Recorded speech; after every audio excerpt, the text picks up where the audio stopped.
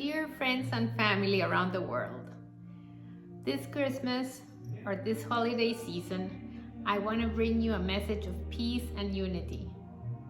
I think no matter what religion you are, what political party you are, we're all human beings, and that unites us above all.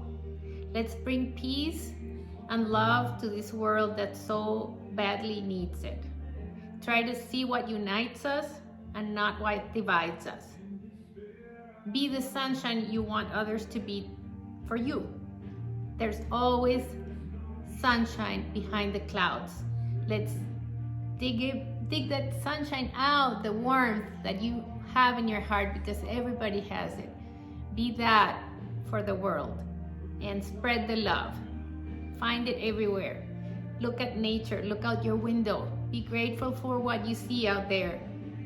Be grateful for everything we lost during this pandemic and we had before.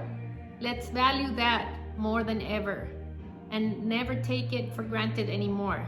Hug more, kiss more, gather more with friends, travel more, see the world if you can.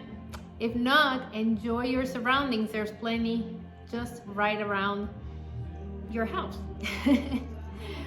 Be friends with the animals. They have been to me a great source of inspiration and love, unconditional love.